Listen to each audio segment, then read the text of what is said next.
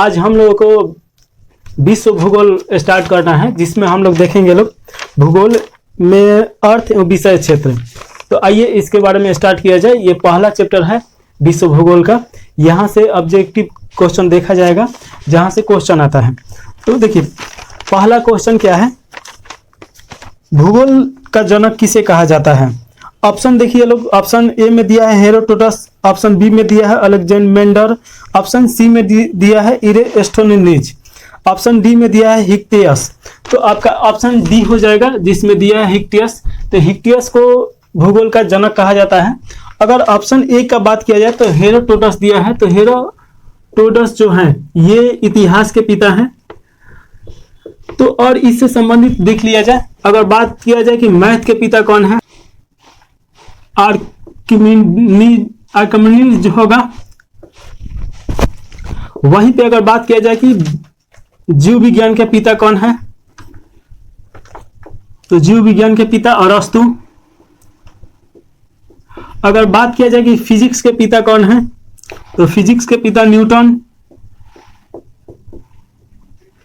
अगर बात किया जाए केमिस्ट्री के पिता कौन है, केमिस्ट्री के पिता लॉयसियर।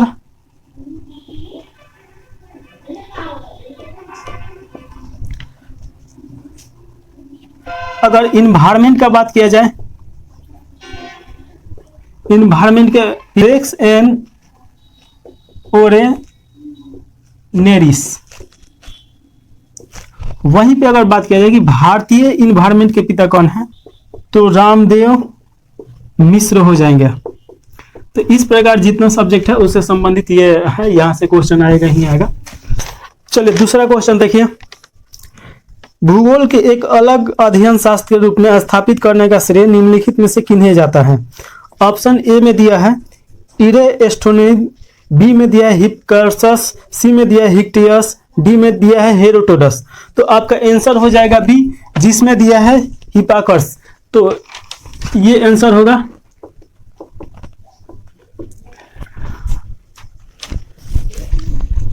अब चलिए अगला क्वेश्चन देखिए। तो अगला क्वेश्चन में दिया है भूगोल के लिए ज्योग्राफी का यानी ज्योग्राफी शब्द का प्रयोग सर्वप्रथम किसने किया था। ऑप्शन देखिए, हिक्टियस दिया है, हेरोडोटस दिया है, इरेस्टोनिज दिया है, उसके बाद दिया है डी में दिया है एनेक्जिमेंडर। तो आपका ऑप्शन सी हो जाएगा, जिसमें दिया है इरेस्टोनिज। अगला क्वेश्चन देखिए, ज्योग्राफी के शब्द अर्थ के आधार पर भूगोल की परिभाषा की गई है। चार ऑप्शन दिया है, देखिए इसमें भूगोल वह विज्ञान है जो पृथ्वी के धरातल का अध्ययन करता है। ऑप्शन बी में दिया है भूगोल वह विज्ञान है जो पृथ्वी तथा मानव के अंतर संबंधों का अध्ययन करता है। ऑप्शन सी में दिया है भूगोल वह विज्ञान है जो मानवीय एवं प्राकृतिक विषमता का अध्ययन करता है। ऑप्शन डी में दिया है इनमें से कोई नहीं। आपका आंसर हो जाएगा ऑप्शन ए, जिसमें दिया है भूगोल वह विज्ञान है जो पृथ्वी के धरातल का अध्ययन करता है। तो पृथ्वी का धरातल का मतलब क्या हो जाएगा, तो देखिए ये पृथ्वी अगर मान लिया जाए कि ये पृथ्वी है, तो धरातल का मतलब ये नहीं होगा कि जिसपे ये पेड़ पौधा है, घास फूस है, ये तो धरातल है ही, लेकिन इसके साथ साथ जितना ऊपर जाइएगा तो वायुमंडल है, तो वायुमंडल भी धरातल में ही आता है। उसके बाद कुछ हद तक नीचे भी जाइएगा तो ये भी धरातल में ही आता है। तो धरातल का एक दायरा है, ये सब धरातल में आता है, तो यहाँ कंफ्यूजन नहीं होना है। चलिए अगला क्वेश्चन देखिए, भूगोल पृथ्वी को केंद्र मानकर अध्ययन करने वाला विज्ञान है, किसने कहा था। ऑप्शन देखिएगा, ऑप्शन ए में दिया है टॉलमी, ऑप्शन बी में दिया है कांट, ऑप्शन सी में दिया है वार्नियर, ऑप्शन डी में दिया है टेलर। तो आपका आंसर इसमें ऑप्शन सी हो जाएगा, जिसमें वार्नियर दिया है। तो ये होगा आपका ऑप्शन सी। अगला क्वेश्चन देखिए, भूगोल भूतल का अध्ययन है, किसने कहा था। तो ऑप्शन ए में दिया है टॉलमी, ऑप्शन बी में दिया है कांट, ऑप्शन सी में दिया है वार्नियर, ऑप्शन डी में दिया है हम्बोल्ट। तो आपका आंसर बी हो जाएगा, जिसमें दिया है कांट। तो कांट के द्वारा ही ये बताया गया था। कांट एक दार्शनिक भी है और भूगोलवेत्ता भी है, तो ये याद रखना है। चलिए अगला क्वेश्चन देखिए, भौगोलिक विचारधाराओं में नवनियतिवाद की विचारधारा का प्रवर्तक कौन है। तो इसमें अगर ऑप्शन का बात किया जाए तो ऑप्शन ए में दिया है फ्रेडरिक रोजेंट, बी में दिया है ग्रिफिथ टेलर, सी में दिया है फेब्रे, डी में दिया है विडाल डी लाप्लास, तो आपका आंसर हो जाएगा बी, जिसमें दिया है ग्राफिक टेलर। भूगोल का दो सिद्धांत है, एक है नियतिवाद और एक है संभववाद।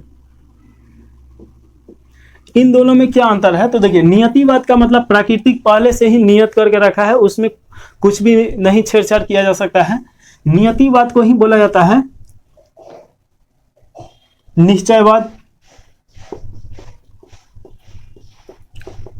यानी प्राकृतिक में कोई भी मनुष्य हो या कोई भी हो जानवर कुछ भी नहीं कर सकता है, वो पहले से नियति है। संभववाद का मतलब क्या है कि प्राकृतिक में इसमें बदलाव किया जा सकता है मनुष्य के द्वारा, तो इसी को बोला जाता है संभववाद। और जो ये ग्राफिक टेलर बताएं तो इसके बीच के रास्ता निकालें और इसमें नव नियतिवाद का सिद्धांत ये देते हैं। तो आपसे क्वेश्चन पूछेगा कि टेलर कौन सा सिद्धांत दिए हैं, तो नव नियतिवाद। चलिए अगला क्वेश्चन देखिए। अगला क्वेश्चन है वर्तमान भूत की कुंजी है, कथन किस विद्वान का है? इसमें दिया है डॉल्टन, बी में दिया है जेम्स हटन, सी में दिया है डेविस, डी में दिया है वाल्टर फेक। अब इसका आंसर हो जाएगा आपका ऑप्शन बी, जिसमें जेम्स हटन दिया है। जेम्स हटन के द्वारा यह बताया गया कि वर्तमान जो है ये भूत की कुंजी है। भूत का मतलब क्या होगा कि आने वाला समय। इनके द्वारा यह बताया गया कि वर्तमान में मनुष्य जैसा करेगा वैसे ही भविष्य में उसका फल भी मिलेगा। तो मान लीजिए कि ज्यादा अगर प्रकृति को डिस्ट्रॉय करता है तो आने वाला समय भी डिस्ट्रॉय ही होगा। तो ये इनके द्वारा बताया गया है, तो ये याद रखिएगा। अगला क्वेश्चन देखिए, स्थल रूप संरचना प्रक्रम तथा अवस्था का प्रतिफल होता है, कथन किसका है? इसमें दिया है ऑप्शन ए में दिया है वाल्टर फेक के, बी में दिया है WM डेविस, सी में दिया है LC किंग, डी में दिया है पेल्टियर। आपका आंसर हो जाएगा ऑप्शन बी WM डेविस। इसे डेविस त्रिकुट का नियम भी बोला जाता है, तो ये याद रखिएगा, इसे इस नाम से भी जाना जाता है। चलिए अगला क्वेश्चन देखिए, यदि इतिहास कब का वैज्ञानिक अध्ययन प्रस्तुत करता है तो भूगोल कहाँ का वैज्ञानिक एवं तार्किक अध्ययन है? कथन जो निम्नलिखित में किस विद्वान द्वारा दिया गया है? इसमें ऑप्शन दिया है कार्ल सावर, NJ स्पाइकमैन, सी में दिया है HJ मैकेंडर, सी में दिया है DH विटिलसी। आपका आंसर ए हो जाएगा कार्ल सावर हो जाएगा, ऑप्शन ए कार्ल सावर। चलिए अगला क्वेश्चन, भू आकृति विज्ञान का जन्मदाता किसे माना जाता है? ऑप्शन ए में दिया है डेविस, ऑप्शन बी में दिया है पेसेल, ऑप्शन सी में दिया है पेके, ऑप्शन डी में हटन दिया है। आपका आंसर हो जाएगा भू आकृति विज्ञान के जन्मदाता पेसेल हो जाएगा, जो कि ऑप्शन बी में दिया है। भू आकृति विज्ञान क्या होता है? तो देखिए, मान लीजिए कि अगर पृथ्वी पे देखिएगा तो बहुत सारा आकृति, अफ्रीका का देखिएगा तो अफ्रीका अलग है, तो जो आकृति बनाता है लोग उसी को बोला जाता है भू आकृति विज्ञान। तो इसके जन्मदाता इन्हें पेसेल के नाम से जाना जाता है। चलिए अगला क्वेश्चन देखिए, रुको और जाओ नियतिवाद की विचारधारा के प्रतिपादक कौन है? तो ऑप्शन ए में दिया है HJ हर्बर्टसन, बी में दिया है जॉर्ज थैटम, सी में दिया है हर्टसन, डी में दिया है ग्राफिक टेलर। ऑप्शन डी आपका हो जाएगा ग्राफिक टेलर। तो ये याद रखना है कि ग्राफिक टेलर के द्वारा ही ये बताया गया था। चलिए अगला क्वेश्चन देखिए, गणितीय भूगोल का प्रारंभिक कर्ता निम्नलिखित में से कौन है? ऑप्शन ए में दिया है थेल्स, ऑप्शन बी में दिया है टॉलमी, ऑप्शन सी में स्ट्रोबो, ऑप्शन डी में दिया है थियोफ्रेस्टस। आपका आंसर ए हो जाएगा, जिसमें थेल्स दिया है। तो ये याद रखना है। देखिए, भूगोल का बहुत सारा पार्ट है, मानव भूगोल हो गया, भौतिकी भूगोल हो गया, आपका रासायनिक भूगोल हो गया। तो ऐसे करके भूगोल का बहुत सारा पार्ट है, जिसमें से एक मैथमेटिक्स भूगोल भी है। तो इसके पिता थेल्स हैं। अगला क्वेश्चन देखिए, चूंकि मानव पृथ्वी पर निवास करता है अतः पृथ्वी पर निर्भर है, ये कथन किसका है? इसमें ऑप्शन ए में दिया है फेब्रे, ऑप्शन बी में दिया है ब्लॉस, ऑप्शन सी में दिया है सैंपुल, ऑप्शन डी में दिया है जिन ब्रूस। तो आपका आंसर डी हो जाएगा, जिसमें जिन ब्रूस दिया है। तो ये याद रखना है। चलिए अब अगला क्वेश्चन देखा जाए। तो अगला क्वेश्चन देखिए, क्षेत्रीय भूगोल का पिता निम्नलिखित में से किस भूगोल वेदा को कहा जाता है? इसमें ए में दिया है कार्ल रिटर, बी में दिया है H.J. हर्बर्टसन, सी में दिया है फ्रेडरिक रोजनेट, डी में दिया है हम्बोल्ट। ऑप्शन ए हो जाएगा जिसमें कार्ल रिटर दिया है। कार्ल रिटर के द्वारा ही क्षेत्रीय भूगोल का सिद्धांत दिया गया है। जो कि क्षेत्रीय भूगोल का मतलब क्या हो गया कि देखिए, जैसे कि अगर पृथ्वी का बात किया जाए तो मान लीजिए कि ये आपका बीच में से एक विषुवत रेखा है, इसके ऊपर जाइएगा तो 23 डिग्री पे कर्क रेखा मिलेगा, इसके नीचे आइएगा 23 डिग्री पे मकर रेखा मिलेगा। अब यहां से देखिएगा और इसके ऊपर जाइएगा तो आर्कटिक रेखा मिलेगा और ये अटलांटिक रेखा। अब जो सूर्य है तो इसी के बीच में ये घूमते रहता है, इसके ऊपर नहीं जाता है। 6 महीना यहां से इसको जाने में यहाँ लगता है, 6 महीना आने में यहाँ लगता है, तो इसके ऊपर नहीं जाता है। तो जब देखिएगा कि यहाँ का और यहाँ का तो पर्यावरण अलग होता है। और स्थानीय स्थल पे देखिएगा, जैसे कि मान लीजिए कि अगर आप भारत में है, अब भारत में अगर पूर्वोत्तर भारत में है तो वहाँ का एक वायुमंडल अलग ही होगा, जलवायु वहाँ का अलग ही होगा, मौसम देखिएगा वहाँ का परिवर्तन होने का एक अलग तरीका होगा।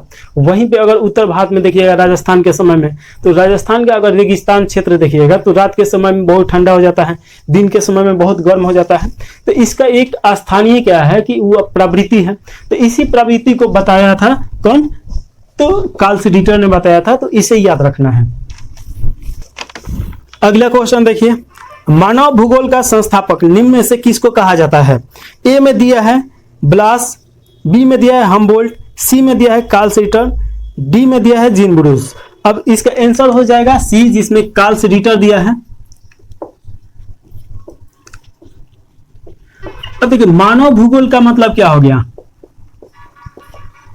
आपसे कोई क्वेश्चन पूछे कि मानव भूगोल क्या है, तो आप देखिएगा पृथ्वी के अगर क्षेत्र बात किया जाए अफ्रीका में, तो वहां पे अफ्रीका में जाइएगा तो सालों भर गर्मी ज्यादा गिरता है क्योंकि विषुवत रेखा के नजदीक है।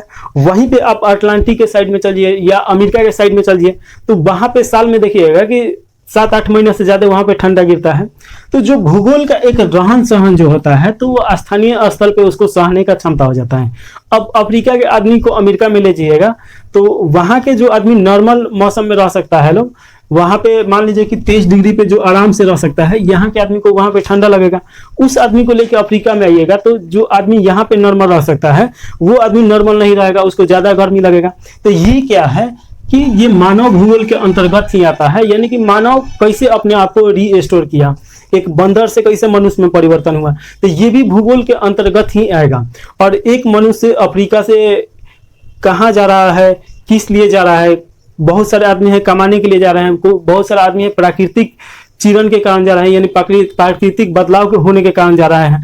तो ये सब पढ़ा जाता है, जो मानव भूगोल में ही पढ़ा जाता है। जनसंख्या जो है ये भी मानव भूगोल का ही एक पार्ट है, तो ये सब याद रखना है। चलिए अब इस चैप्टर का लास्ट जो क्वेश्चन है जिसमें हम लोग को देखना है, देखिए, मानव भूगोल अस्थायी पृथ्वी एवं चंचल मानव के पारस्परिक परिवर्तनशील संबंधों का अध्ययन है।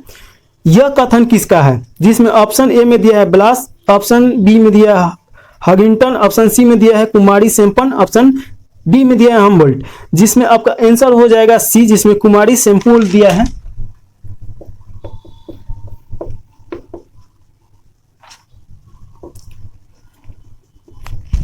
तो ये ऑप्शन सी हो जाएगा। इसी के साथ आज विश्व भूगोल का पहला चैप्टर समाप्त होता है। इसके आगे चैप्टर वाइज पढ़ा जाएगा ताकि अच्छी तरीके से आपका तैयारी हो और सभी एग्जाम का इसमें तैयारी हो जाए।